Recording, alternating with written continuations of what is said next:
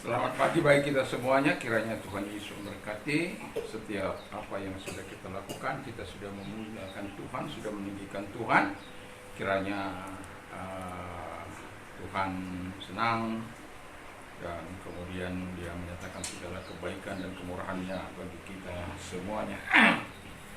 Dan saya juga ingin menyalami kita, memberikan salam bagi kita yang ada di luar. Salam Indonesia! Salam Nusantara dari Sabang sampai Merauke, dari Miangas sampai Pulau Rote. Mantalah iman kita, mantalah kasih kita, mantalah pengharapan kita. Tentunya dalam Yesus Kristus yang menjadi Tuhan dan Juru Selamat kita dan Juru Selamat dunia. Jangan katakan bahwa Yesus bukan Tuhan, jangan katakan pula bahwa Yesus bukan Juru Selamat. Dia adalah Tuhan, Dia adalah Juru Selamat. Kalau engkau percaya, engkau akan diselamatkan.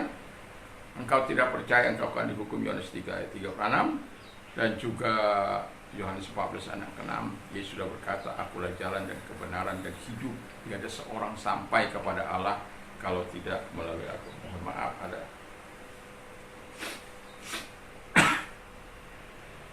Dan Petrus mengatakan dalam Kisah Rasul 4 ayat 12, dan keselamatan tidak ada dalam siapapun juga selain dalam Dia, Yesus Kristus. Karena di bawah kolong langit ini tidak ada nama lain yang diberikan kepada manusia yang olehnya kita diselamatkan. Dan Paulus mengatakan, percayalah kepada Tuhan Yesus Kristus, maka engkau akan diselamatkan dan engkau dan seisi rumahmu. Mantap! Dan doa saya di pagi hari ini, semoga walaupun nanti ini tayangnya di sore hari, ya. Dan saya mengucapkan selamat bagi kita semuanya, kiranya apa yang Tuhan mau kita nikmati, dan doa saya kepada kita semuanya, biarlah kekuatan Tuhan, kekuatan firman, kekuatan Roh Kudus, kekuatan doa, kekuatan iman akan menyertai setiap kita, dan juga damai sejahtera Allah yang melampaui segala akal itu akan memelihara hati dan pikiran kita mulai saat ini sampai selama-lamanya. Saya ingin membawa firman Allah yang lahir dalam mimpi saya. Dalam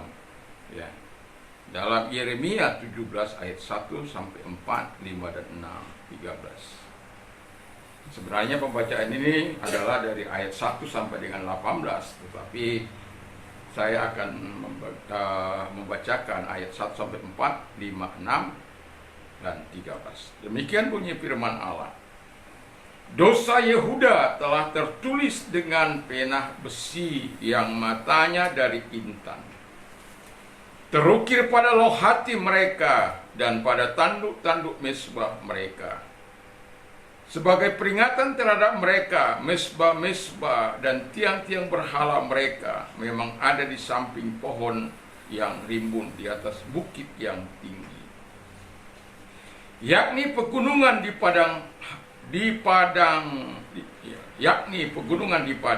harta kekayaanmu dan segala barang perbendaharaanmu akan kuberikan dirampas sebagai ganjar atas dosamu di segenap daerahmu.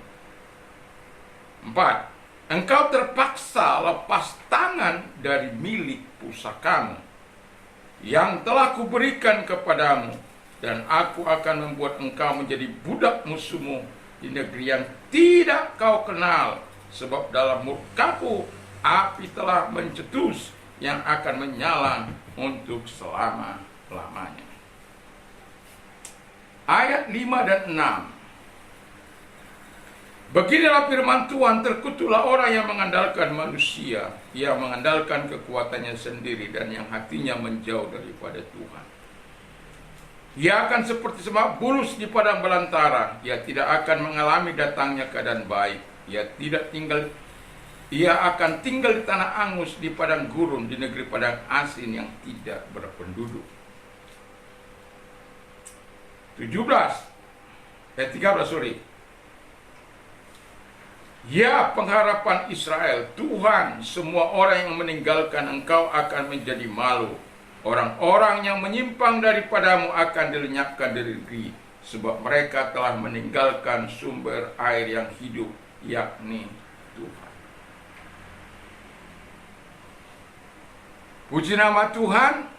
Dari Dari ayat-ayat ini saya mengajukan pertanyaan yang mungkin bisa menjawab apa yang menjadi landasan khotbah saya di pagi hari ini. Dikatakan pertanyaannya adalah mengapa Yehuda terus-menerus mau hidup dalam dosa yang membawa kehancuran itu. Yang tema kita adalah hidup dalam dosa membawa atau menuai kehancuran.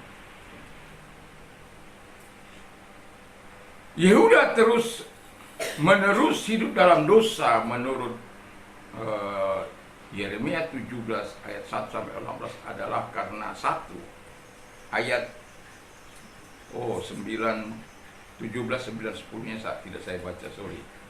Ayat 9 10. Demikian bunyi firman Allah. Betapa liciknya hati, lebih licik daripada segala sesuatu. Hatinya sudah membatu, siapakah yang dapat mengetahuinya? Jadi, yang pertama itu mengapa Yehuda terus-menerus menyenangi dosa dalam kehidupan mereka.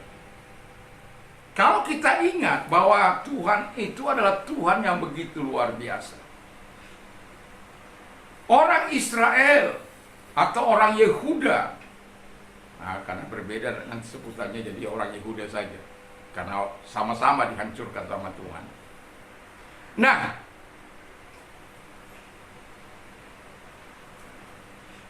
bangsa Israel ini adalah bangsa yang istimewa, bangsa yang dipilih oleh Tuhan, bangsa yang dikhususkan oleh Tuhan. Mereka telah punya hukum Taurat. Mereka punya nabi yang bisa bicara dengan Tuhan, yang senantiasa bisa mendapatkan sesuatu dari Tuhan. Secara historis, mereka sudah mengalami banyak mujizat yang dilakukan oleh Tuhan. Dan yang paling hebatnya, Tuhan sendiri yang menuntun mereka.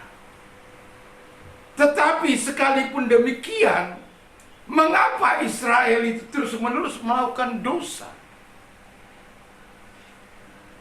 Saya berpikir-pikir saya membaca di dalam dari Gua Tawarik 33, karena di situ dari mulai Raja Manase, di mana Raja Manase ini adalah raja yang paling jahat, yang sangat luar biasa, ya, mempersembahkan anak-anaknya kepada ilah-ilah asing dan juga melakukan apa yang sangat menyakiti Tuhan.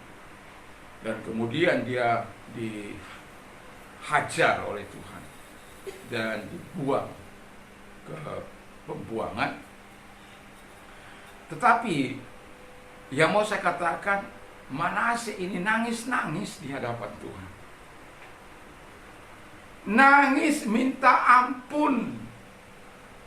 Dan anehnya Tuhan menjawab dan mengembalikan dia kembali menjadi raja. Waduh, hebat Tuhan kita. Yang mau saya katakan adalah sebenarnya Tuhan itu tidak ingin manusia itu berdosa. Dan kalau dia berdosa, jangankan satu orang keluarga atau satu orang pribadi, satu bangsa pun bisa dihancurkannya. Terlalu mudah untuk menghancurkan untuk satu orang.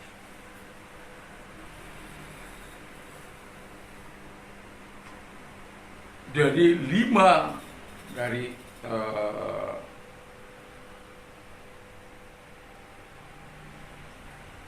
Manase, Amon, ya, jahat, Yosia baik, lalu kemudian Yoahas jahat, Yoakim, Yoyaki, ya, terus kemudian juga ini saya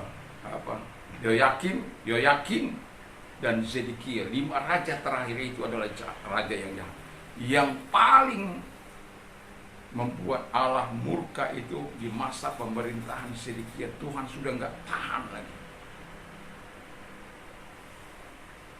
Ya ini karena hati mereka telah membatu. Kalau hati telah membatu, siapakah yang dapat mengetahuinya? Alkitab katakan tadi Tuhan. Tuhan yang mengetahui setiap hati kita. Sementara seharusnya seperti apa yang dituliskan oleh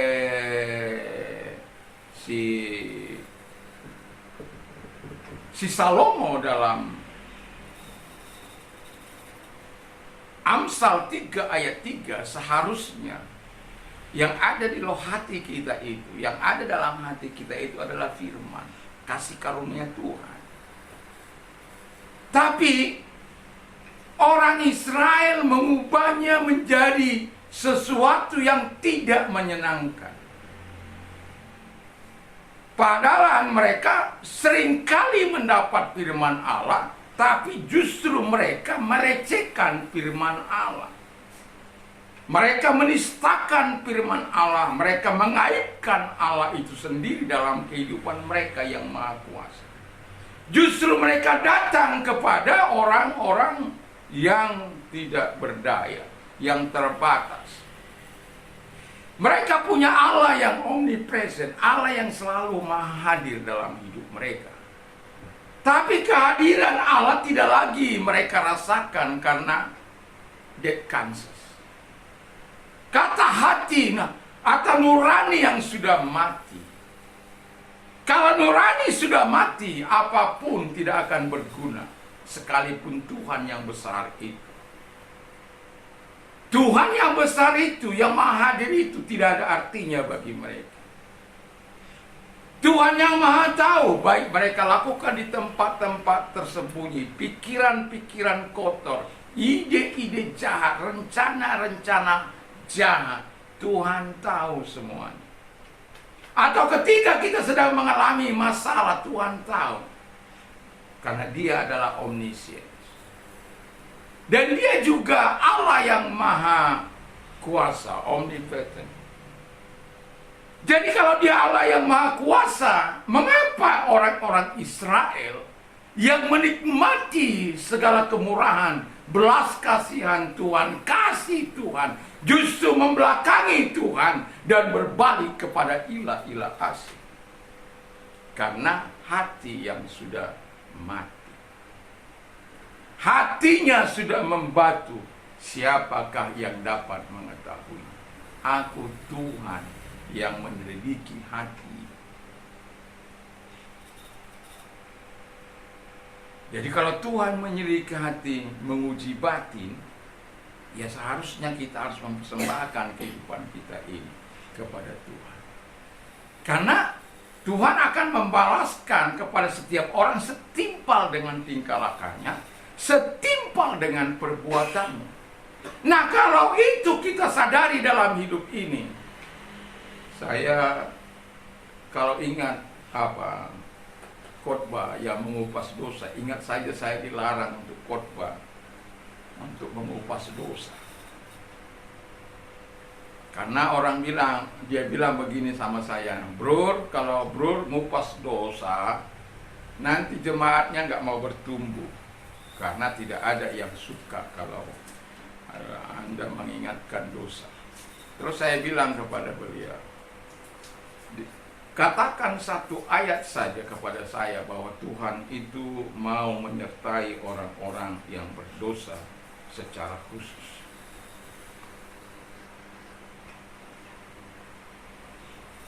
Saya katakan, saya datang pelayanan ini, saya sudah hidup dalam dosa selama 27 tahun. Cukup panjang saya hidup bersama dengan setan. Kalau Anda dengar khotbah saya di okultisme, saya membongkar bagaimana ketika saya terlibat dalam okultisme itu. Saya sebenarnya tidak pala ingin terang-terangan, ya. Tapi pada akhirnya Tuhan mengingatkan saya untuk itu, ya akhirnya saya kupas berapa seri itu. Karena itu berdampak sekali ketika saya terlibat dalam okultisme. Dan saya melihat keluarga saya yang terlibat dalam itu. Hampir semua rata-rata punya kerinduan untuk mematikan dirinya. Saya, adik saya, kalau adik saya itu menjatuhkan diri dari pohon, tapi untungnya nggak mati. Dan kalau di atas saya itu jauh lebih dahsyat, ya. Dan kalau saya itu karena terselamatkan, itu karena adik saya yang mau bunuh diri itu, yang almarhum juga, dua-dua kakak saya sudah almarhum, adik saya dan kakak saya. Kalau tidak, saya nggak tahu bagaimana hidup ini. Nah, dalam kehidupan kita sebagai orang yang percaya, Israel menggantikan Allah yang maha dasar itu. Itu sebabnya setelah saya mengenal dia, betul-betul saya belajar untuk hidup bersama dengan dia. Bukan berarti saya sempurna, tidak. Jatuh bangun, ya. Tapi arah saya sudah jelas. Kerinduan saya kepada Tuhan sudah jelas. Dan kemauan saya untuk ikut dia sudah jelas. Dan bahkan kepada anak-anak saya tidak ingin melihat generasi saya tidak diberkati Tuhan. Itu sebabnya saya upaya untuk hidup berkenan di hadapan Tuhan. Saya tidak ingin melihat generasi ketiga, generasi keempat saya dihancurkan oleh Tuhan. Saya ingin melihat 1000 generasi yang diberkati oleh Tuhan sebagaimana Keluaran 20 itu. Saya berkata orang tua saya adalah orang yang terlibat dalam dunia itu. Dan kalau saya berpikir, dulu kan itu biasa-biasa saja. Tapi setelah saya melihat kebenaran firman Allah, itu tidak biasa-biasa. Itu menentang Allah.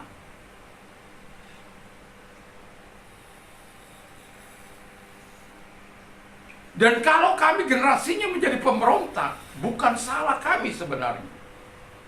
Tapi setan membuat kami menjadi pemberontak. Makanya setelah beberapa kali, itu yang belum habis, masih ada 2-3 kali mungkin, tentang okultisme. Dan saya juga tidak merasa lebih hebat ketika saya memiliki ilmu kebal, tidak merasa lebih hebat, karena ada antinya. Tidak ada yang abadi di dalam dunia ini. Saya mencoba mengisi kepada guru orang lain 3 kepala kerbau, saya harus dimintai.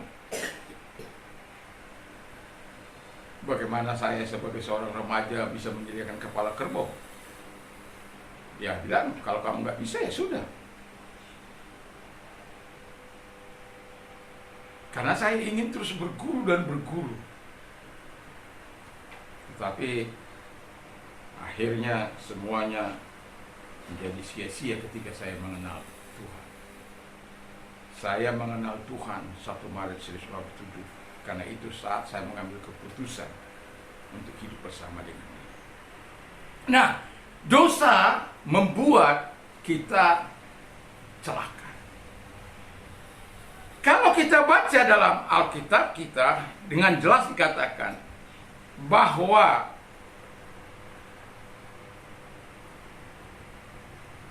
akibat dosa itu harta kekayaan, barang perbendaharaan dijarah, lepas tangan dari milik pusakanya karena terpaksa, menjadi budak musuh di negeri yang tidak dikenal.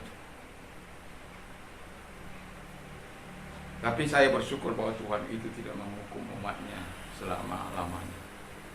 Ketika mereka tidak taat, 70 tahun itu digenapi. Setelah 70 tahun pemerintahan Koresi, mereka disuruh pulang. Siapa yang ngatur itu? Semua Tuhan yang ngatur. Dia tidak ingin terus menghukum umatnya yang berdosa. Itu sebabnya firman Allah terus datang kepada mereka sekalipun dia jadi pembuangan, untuk tetap beranak cucu di situ, supaya jangan mereka menjadi berkurang,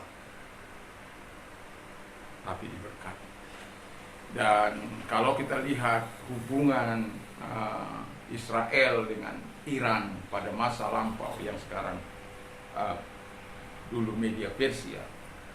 Memang media Persia pernah menjajah menjajah Israel, tapi itu secara tidak langsung karena media Persia mengalahkan anak dari Nebukadnezar. Lalu kita lihat bagaimana Allah melakukan sesuatu, dan kemudian datanglah yang Raja Kores Agung itu, kemudian menyuruh mereka pulang. Jadi apa yang dikatakan oleh firman Allah bahwa mereka akan dibuang dan akan menghukum orang-orang yang menghukum Israel, itu terjadi sebenarnya. Itu uniknya Tuhan itu. Dia yang nyuruh, dia juga yang menyelesaikan. Ya. Karena apa? Semua dalam kendali Allah. Kekuasaan dalam kendali Allah. Dan itu sebabnya perlu kita ingat, ya, perlu kita ingat. Hati-hati supaya kita tidak membatu dalam diri kita. Jadi saya ingatkan sekali lagi bahwa kalau sebuah bangsa atau satu bangsa bisa dihancurkan begitu rupa oleh Tuhan, apalagi setiap pribadi. Dan itu sebabnya Alkitab mengatakan, biarlah kita melakukan apa yang benar di mata Tuhan. Biarlah kita hidup dalam terangnya, hidup dalam kebenarannya. Jangan kita hidup dalam dosa yang mengakibatkan kita menuai atau membawa kehancuran bagi diri kita. Kita tentu tidak ingin seperti itu. Cepat atau lambat, orang-orang yang bertolak belakang dengan Tuhan akan mendapat penaltinya, baik masa kini maupun masa yang akan datang. Jadi jangan pikir bahwa masa kini dia bebas, masa yang akan datang nggak apa-apa. Nggak, masa kini juga dia dapat masa yang akan datang. Tapi yang saya sangat pikirkan adalah, masa iya karena perbuatan kita, generasi kita harus menanggungnya. Masa iya kita rela? Tapi ada ayah-ayah yang seperti itu. Satu contoh, Hizkia. Kita tahu kan Hizkia, orang yang dekat dengan Tuhan, orang yang dijauh oleh Tuhan, yang hidup melakukan apa yang diperintahkan oleh Tuhan. Tapi dia punya sisi gelap. Ketika Tuhan tolong dia,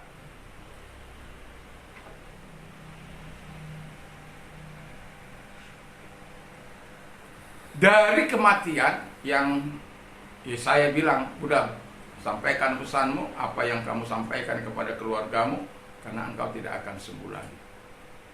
Lalu Yesaya pergi, kemudian dia nangis, belum lagi sampai di ruang luar atau dia masih di ruang tengah, Allah sudah berkata lagi kepada Yesaya, balik, katakan aku akan berperpanjang umurnya 15 tahun.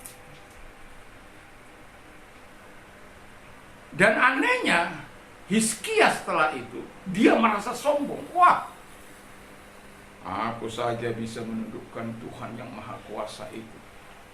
Dia tidak jadi buat aku mati dipanjangkan 12 tahun. Sombong. Dan akhirnya Tuhan menghukum dia. Tapi dia sadar. Akhirnya Tuhan mengatakan begini, kalau saya Hizkia, saya akan katakan dengan jelas. Waktu Tuhan katakan aku akan menghukum Yehuda, tapi tidak di masamu, tapi di masa anakmu. Saya akan katakan, kalau saya pada waktu itu, saya akan katakan, Tuhan, bukan anakku yang salah, aku yang salah. Kau berurusan dengan aku. Tapi Hizkia tidak seperti itu. Dia senang, oh ya, bagus. Ya Tuhan. Artinya mau katakan, mau generasiku hancur, mau generasiku tidak tidak dapat apa-apa, tidak ada masalah. Selama hidupku senang, tidak ada masalah. Itu kalau hati sudah berubah.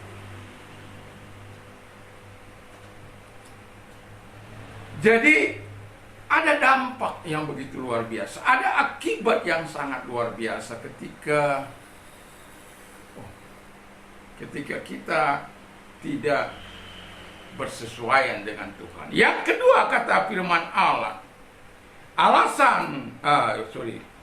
Yehuda terus-menerus hidup dalam dosa sehingga menuai kehancuran adalah karena yang kedua adalah mengandalkan kekuatan manusia dan kekuatan diri sendiri. Alkitab mengatakan ayat 5 dan 6 tadi, terkutuklah, beginilah firman Allah, terkutuklah orang yang mengandalkan manusia dan mengandalkan dirinya sendiri. Yang satu tidak sebut, saya sebut karena itu ada bagian ketiga. Ia akan seperti semak bulus di padang belantara yang tidak akan mengalami datangnya keadaan baik. Ia akan ditinggal di padang gurun, di negeri padang asing yang tidak berpenduduk, sunyi, sepi. Tentu kita tidak ingin hidup seperti itu. Kita bukan seorang petapa. Kita adalah orang yang bersosialisasi dengan satu dengan yang lain. Kemarin saya olahraga, agak keras saya olahraga. Lalu kemudian saya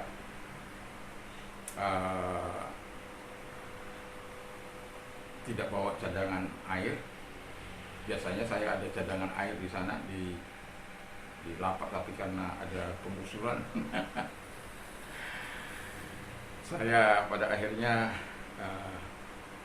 setelah saya melakukan semua gerakan yang untuk tubuh saya ini, dan kemudian saya pulang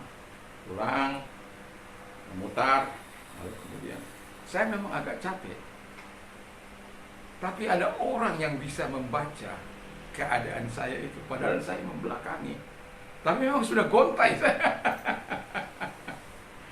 Lalu dia berhenti, "Pak, mau ikut?" "Bapak mau kemana?" saya bilang begitu. Saya sebenarnya sudah di kilometer 6 lewat sedikit. Kalau di simpang 3 RBG itu, yang mau ke Ampenan, satu ke kemana itu, ke Segigi. Jadi, "Bapak mau kemana?" saya bilang begitu. "Ya mau ke Ampenan." "Oh, boleh Pak, boleh." Ya. Yang saya mau bilang begini,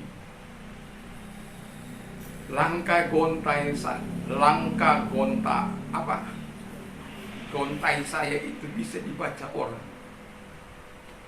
Bapak ini sudah capek ini, sudah olahraga. Lalu saya bercerita, sebenarnya saya tidak pernah seperti ini, tapi tadi itu saya memang agak memaksakan diri karena sudah beberapa hari tidak menggerakkan, tidak kayang, tidak sit up, tidak push up. Jadi kalau saya perut saya ini kan, itu saya hitung harus berada di atas 1000 kali untuk naik turun atau turun ke bawah. Itu harus ada 1000 kali, atau kaki yang itu harus ada 1000 kali. Belum lagi kayang, belum lagi semua.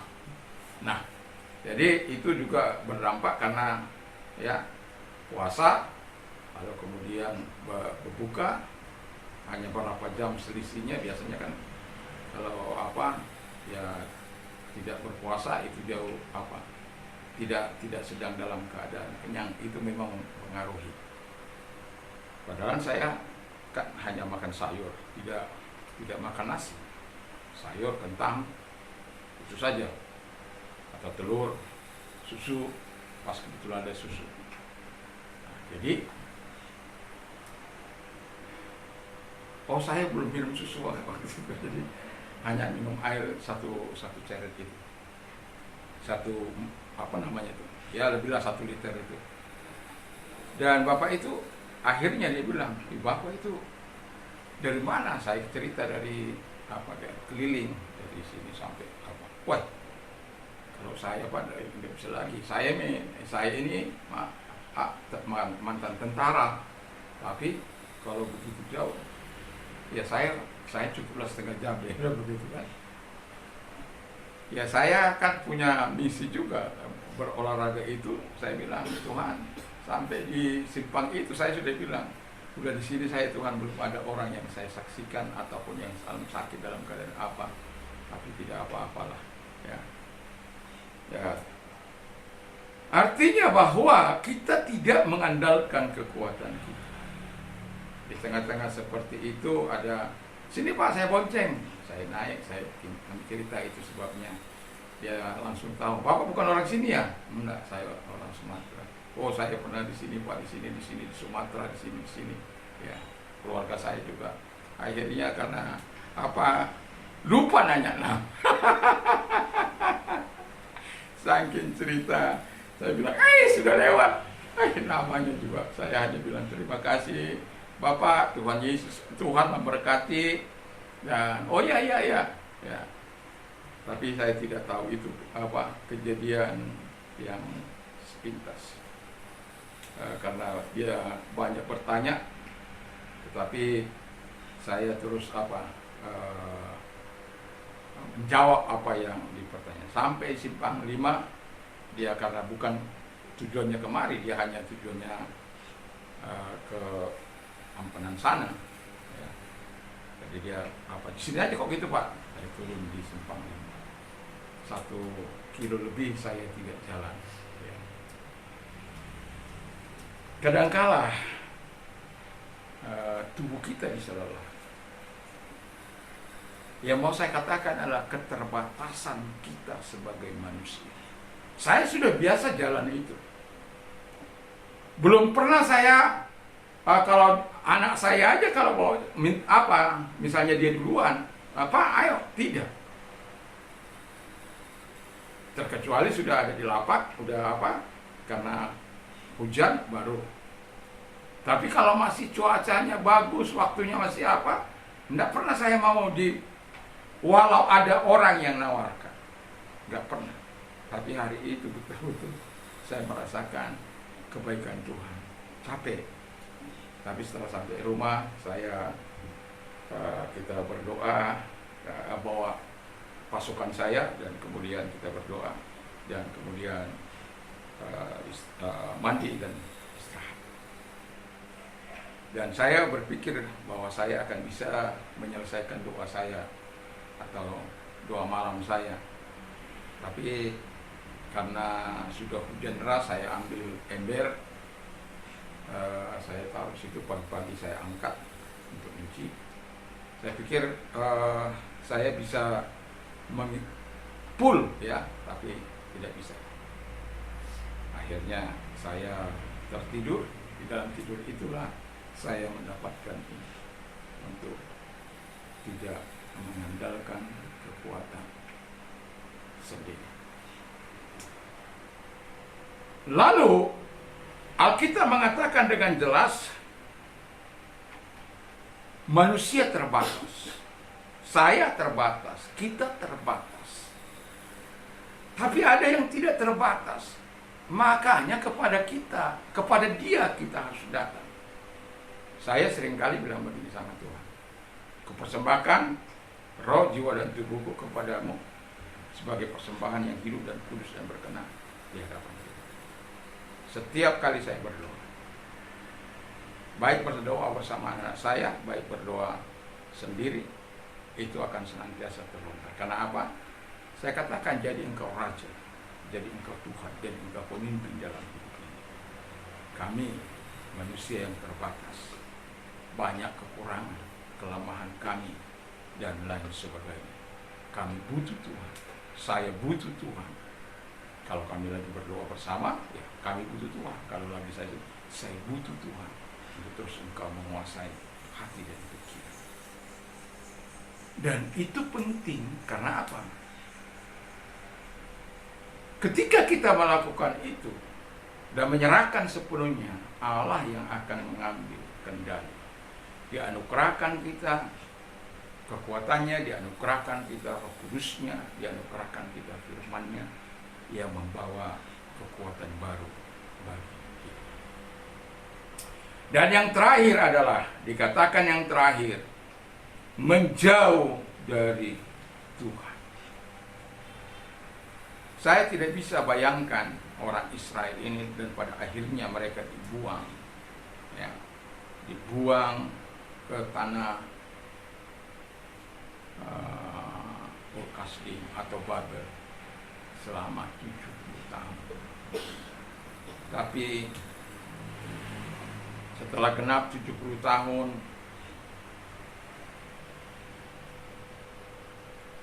diambil alih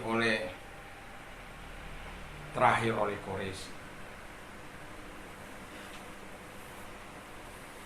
Dari Belsasar, Darius, Koreshi. Dan itu genap 70 tahun di masa pemerintahan Koreshi. Karena Alkitab katakan, aku akan memanggil Koreshi untuk memulangkan kamu ke negeri. Namanya disebut. Jadi kalau saya seringkali katakan, tidak usah ragukan kebenaran firman Allah. Kalau Anda sering membaca firman Allah, penggenapan firman Tuhan itu sudah cukup bagi kita untuk sebenarnya terus menaruh harapan kepada Tuhan. 700 tahun sebelum kelahirannya, Tuhan sudah beritahu melalui Nabi Yesaya. Sebelum dia disalibkan, dia harus mengalami Lukas 9 ayat 22 itu.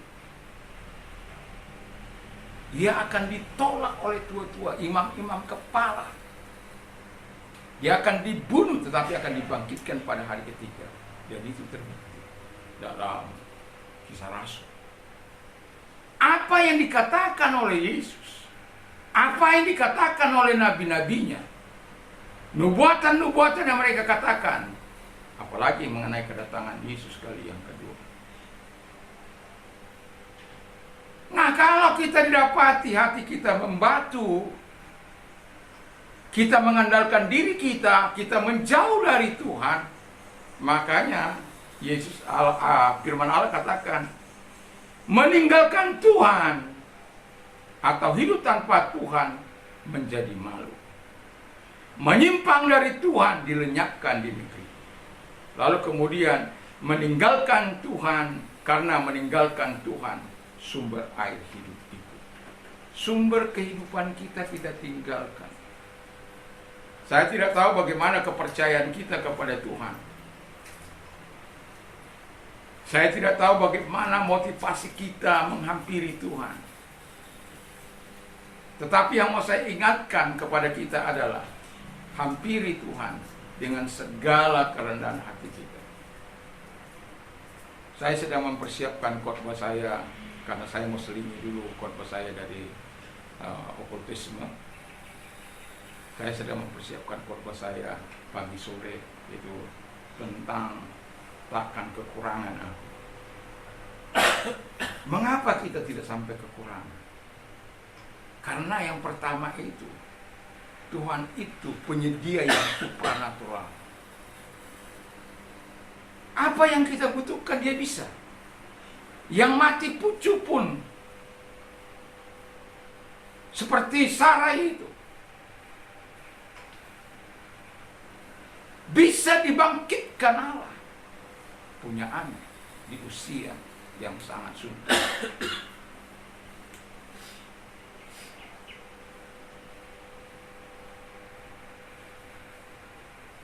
Penina, Hana yang mandul bisa melahirkan.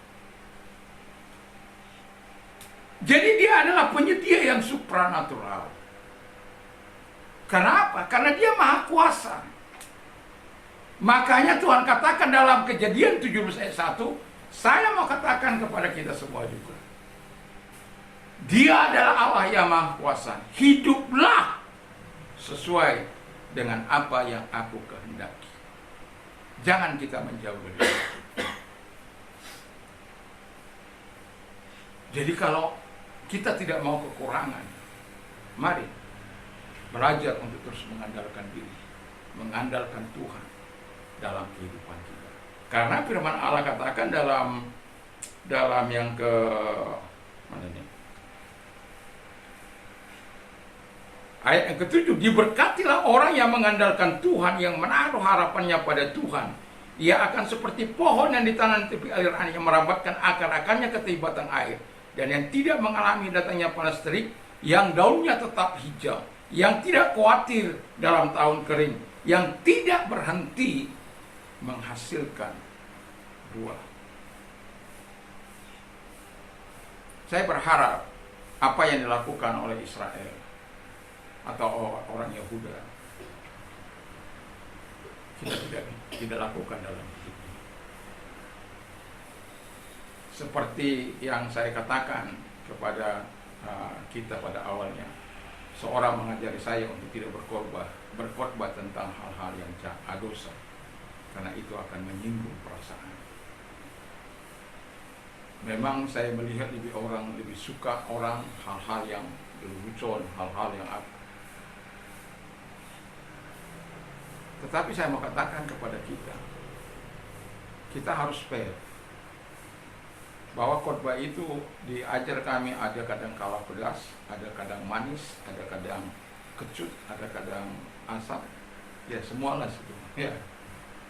Ya dalam kehidupan kita sebagai orang percaya, kita terima saja dengan ucapan syukur. Dan mari kita sebagai orang percaya hiduplah sesuai dengan apa yang diharapkan oleh Tuhan. Kita punya Allah yang maha kuasa. Dan kalau saya nanti ceritakan khotbah, ada 6 topik, ada 6 apa? Tuhan itu baik, Tuhan itu belas kasihan, Tuhan itu melakukan anugerah yang begitu limpah, kasih, dan lain sebagainya. Kiranya Tuhan menolong kita untuk terus hidup bersama dengan Tuhan sepanjang umur hidup kita. Kita tahu dunia sedang dalam keadaan yang susah. Saya turut prihatin dengan seorang ayah yang dalam keadaan puasa, tapi tidak ada bahan untuk buka puasa, lalu mengambil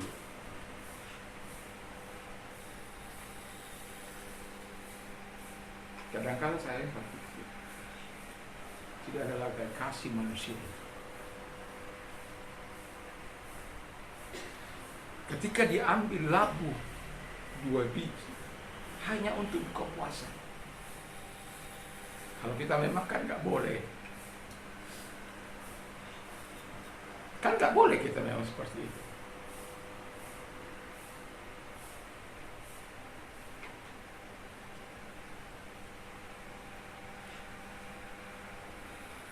Lalu dihajar,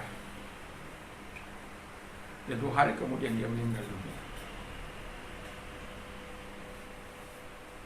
Saya juga lihat di TikTok atau di apa lagi, dia mau pulang, tidak ada minyak, tidak ada bensin, hanya beberapa yang mungkin nggak tahu di mana akan berhenti itu. Tapi dia tulis di belakang ini, mohon bantuan mau pulang ke Jawa Tengah, bensin. Saya bilang begitu, itu jauh lebih baik. Dan pada akhirnya ada seorang yang memberikan kepada dia, suruh karena baca itu dia kasih uang untuk pulang.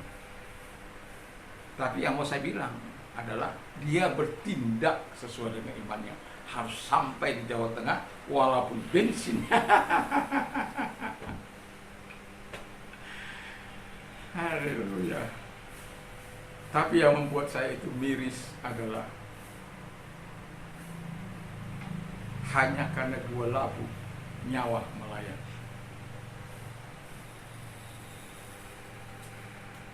Makanya waktu seorang pencuri ketahuan lalu mau ditabuk, saya bilang jangan. Tanya dia kenapa dia mencuri.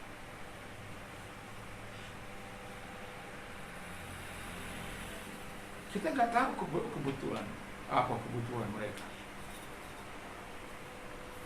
Dia memang mencuri.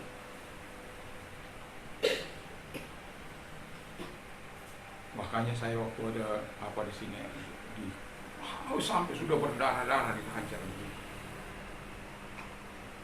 Saya sampai datang baju kos dalam ke kantor polisi karena saya telepon nggak datang. Marah saya di kantor polisi. Tunggu mati baru kalian apain. Semua serba lempar sana, lempar sini. Akhirnya saya datang dengan pakaian yang tidak wajar. Karena melihat dia sudah, darah sudah dari mana-mana. Ya namanya masa kan nggak bisa kita apa. Ya yang bisa itu aparat ditelepon nggak. Akhirnya saya ke sana. Marah saya di situ. Kalau sampai mati Pak, Bapak yang saya tuntut. Walaupun saya nggak ada hubungan dengan dia, tapi kita sudah upaya untuk apa? Aparat datang segera. Akhirnya entah bagaimana, saya datang sudah ada 2 polisi di sini. Kadang-kadang manusia kehilangan belas kasihan. Kenapa? Kata hati yang sudah. Kalau orang kata hatinya sudah mati, jauh dari Tuhan, mengandalkan dirinya sendiri, dia akan hidup sesuai dengan maunya. Kita berdoa bagi bangsa ini. Saya berpikir 1 triliun setiap bulan dikucurkan, 1 hari dikucurkan oleh pemerintah untuk makan. Sudah banyak orang katakan jangan. Sampai ada orang bilang, apa sakit hatimu bagi bangsa ini sehingga Bapak membiarkan untuk menghancurkan negara ini. Dari Papua katakan, Bapak kami tidak ingin makanan bergizi sebenarnya. Saya langsung bilang, iya saya juga setuju. Yang kami butuhkan adalah pendidikan gratis. Kalau makan kami bisa makan sayur, kami bisa makan hasil kebun. Tapi biaya pendidikan kami tidak bisa. Makanya saya sering katakan, ya semoga pemerintah ini mengutamakan yang paling utama, yaitu mengangkat harkat dan martabat manusia itu. Dengan jalan memberikan kesempatan kepada orang-orang muda yang sekolah saat ini, yang sudah ada di SMA, untuk mendapat biaya gratis. Bukan 1-2 negara kok yang telah menggratiskan. Dan kalau orang sudah pintar-pintar, negara itu tidak akan mudah terhasut, terprovokasi. Nggak akan mudah. Karena apa? Orangnya sudah punya pendidikan. Tapi kenapa?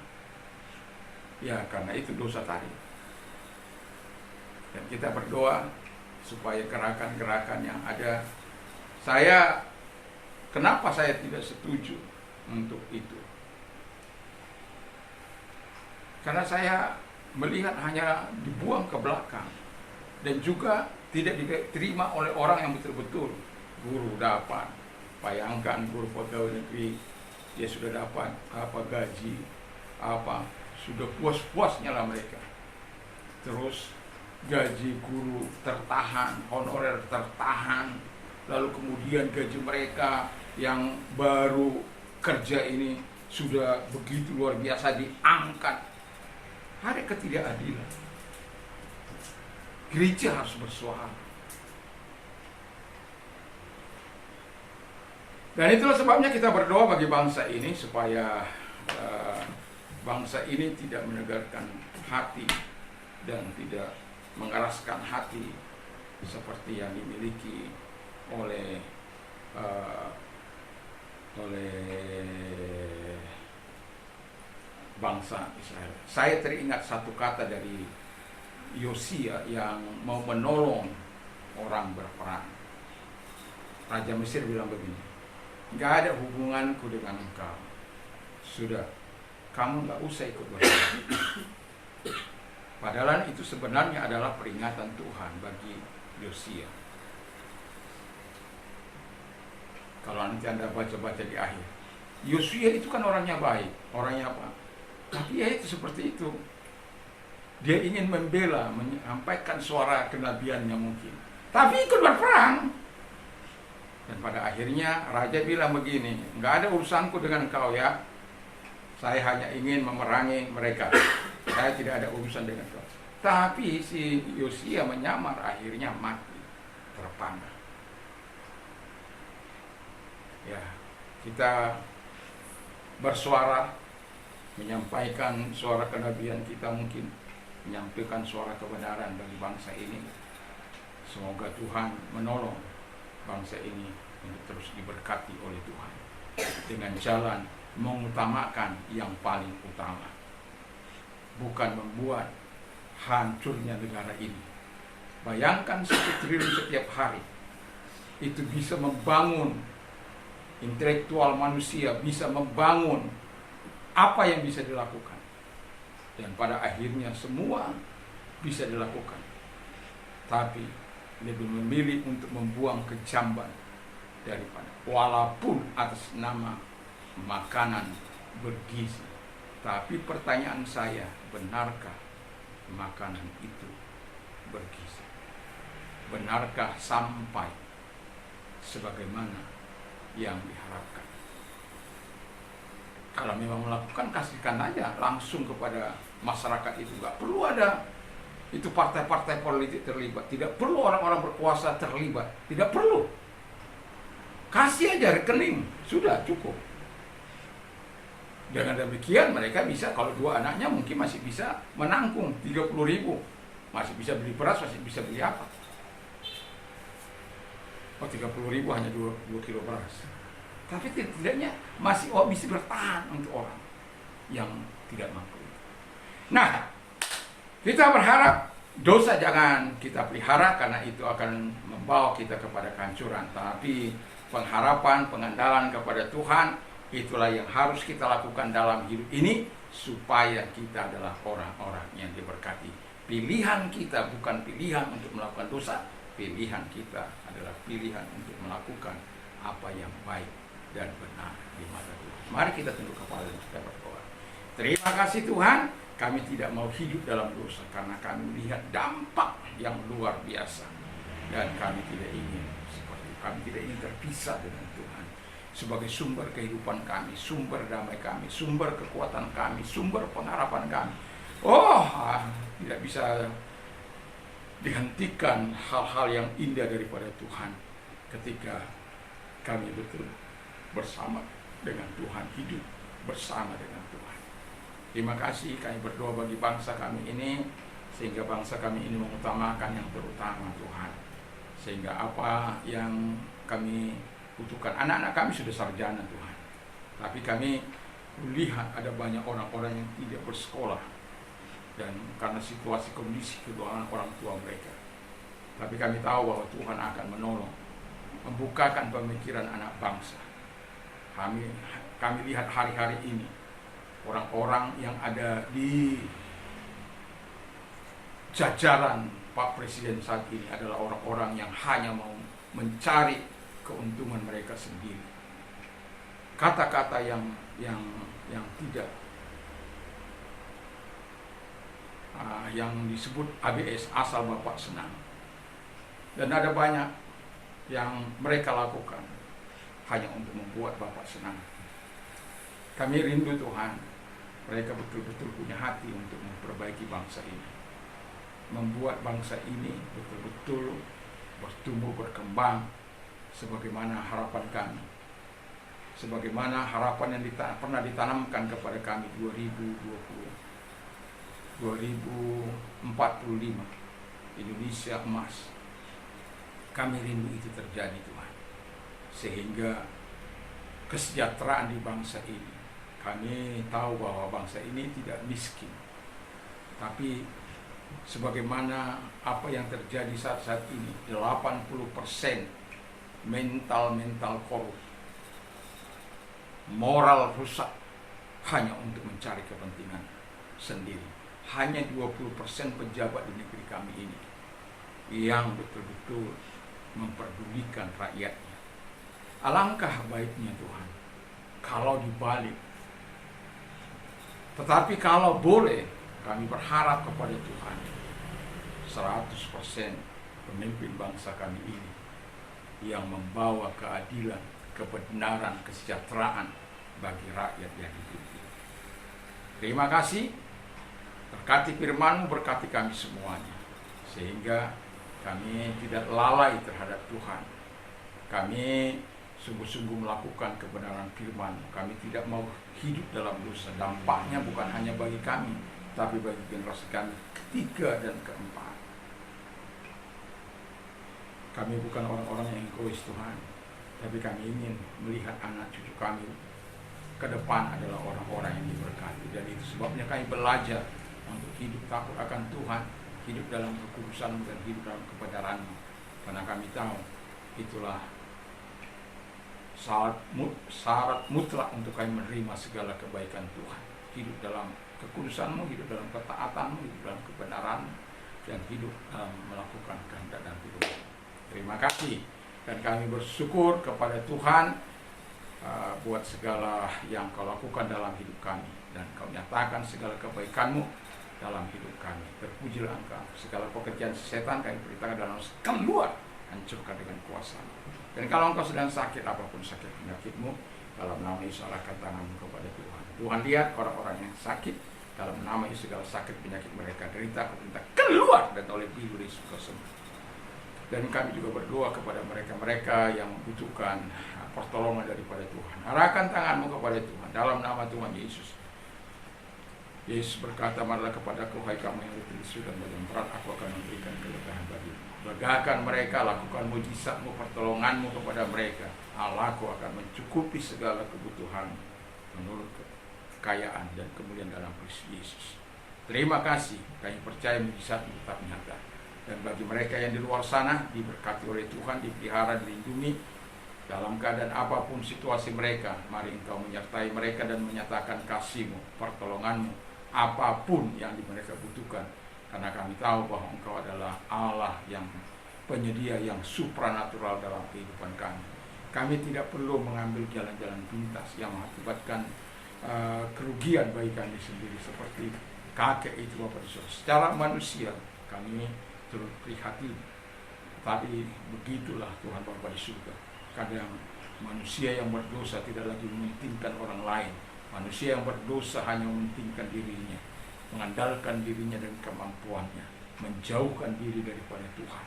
Dan pada akhirnya belas kasihan Tuhan tidak ada. Kami tidak ingin hidup seperti itu. Kami mau terus dipenuhi belas kasihan Tuhan dalam kehidupan kami sebagai orang-orang percaya. Terima kasih Bapa di surga. Umat-Mu dengan segala pergumulan mereka dipelihara, dilindungi, keluar masuk mereka. Tuhan memberkati yang studi, Tuhan tolong yang mau masuk bekerja atau mencari Tuhan Bapa di surga perguruan tinggi, kami serahkan dalam tangan Tuhan. Kami berharap Tuhan di tahun depan atau tahun ini Bapa di surga ada kebijakan dari pemerintah untuk menggratiskan semua orang yang mahasiswa, dibandingkan orang-orang yang saat ini hanya makan dan kemudian terbuang menjadi sampah kotoran. Kami tidak ingin, tetapi ketika mereka diberikan sumbangan atau diberikan gratis pendidikan, mereka akan ingat bangsa ini, mereka akan sayang bangsa ini. Mereka bisa jadi bukan karena hebat mereka, tapi karena ada kepala negara yang mengasihi, yang memberikan kebijakan secara baik, yang memberikan pertolongan kepada mereka melalui kebijakan-kebijakan yang mereka lakukan. Lahirlah pemimpin-pemimpin seperti Didi yang rela menanggung pendidikan masyarakatnya. Lahirlah seperti Ibu Shirley dan lain sebagainya, Gubernur Papua Tengah Tuhan memberkati mereka dan yang lain-lain. Ada semakin banyak orang-orang yang akan tampil untuk mensejahterakan bangsa ini, bukan mementingkan kroni-kroninya atau dirinya demi nama yang disebut marwah mereka. Tuhan, kami tahu marwah itu tidak ditentukan oleh berharganya benda-benda yang ada di kami pakai. Marwah itu ditentukan bagaimana kami hidup dalam kesederhanaan dan melakukan tugas kami sebagai pemimpin untuk mensejahterakan rakyat di mana kami memimpin. Terima kasih, semoga pemimpin-pemimpin yang baik, yang berkenan, yang benar semakin banyak di bangsa ini. Bukan pemimpin-pemimpin yang hanya mementingkan diri mereka, kroni-kroninya, dan lain sebagainya. Terima kasih. Kalau kami akan kembali ke rumah kami masing-masing, juga akan kami dengan takwa kekuatan Tuhan senantiasa menyertai kami. Sekarang pulanglah dengan membawa damai sejahtera daripada Tuhan Yesus Kristus, kecintaan Bapa dalam surga, persekutuan kuat kuasa Roh Kudus menyertai mulai saat ini sampai Maranatha dalam nama Yesus. Amin. Tuhan Yesus.